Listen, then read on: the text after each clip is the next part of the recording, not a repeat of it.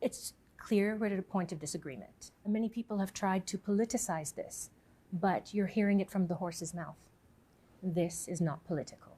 This is purely economic, based on the expertise of 40 or 50 years of mapping and trends. We do not engage in the politics of anyone. We engage simply as a balancer and a stabilizer of the economy through the energy market, as we've done historically.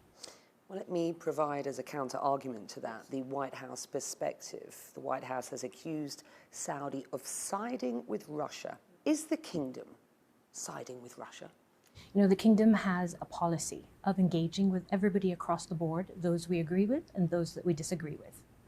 The relationship that we had with Russia is what allowed us to free prisoners of war, 2 Americans, 5 Brits, 1 Croat, and a selection from other countries. We view our role as a mediator and a communicator. We've supported Ukraine humanitarianly. We have given over 400 million. We collaborated with Ukraine and Poland to give 10 million to allow for the refugees that were coming out of the Ukraine and spilling into Poland a safe landing. That's what we do. That's the value of our engagement. Is it siding with Russia? No. Have you personally spoken to the administration about this? What's the communication I here? deal very regularly with the administration, and frankly, it's an administration that I have profound respect for. I have only had the most gracious and direct communication, as we should. That's how partners communicate with each other. And by the way, it's okay to disagree.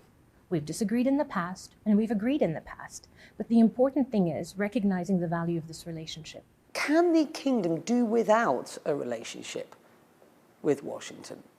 Becky, the world can't do without a relationship with the United States of America. Have no doubt, the United States is the United States. For 80 years, it has been our strategic ally. For 80 years, it has been our partner. You know, I hear a lot of people talk about reforming or reviewing the relationship with the kingdom, and I think actually that's a positive thing. This kingdom is not the kingdom it was 5 years ago. It's not the kingdom it was 10 years ago. So every piece of analysis that existed is no longer relevant. We are a young population. We have young leadership.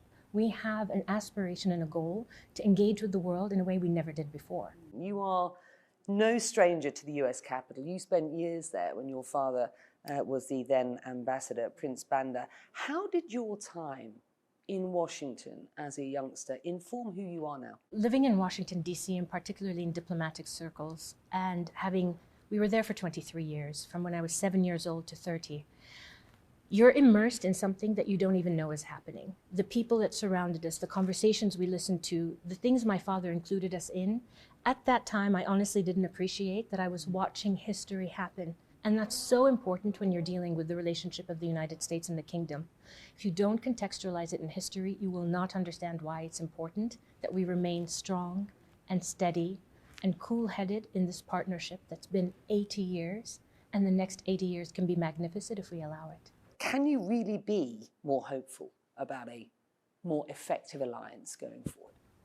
I can. Becky, I can, because there are things within Vision 2030 that the kingdom has invested in that I feel the world isn't seeing. Number one, yes, we are one of the largest oil producers in the world, but the kingdom is reframing itself to be one of the largest energy producers.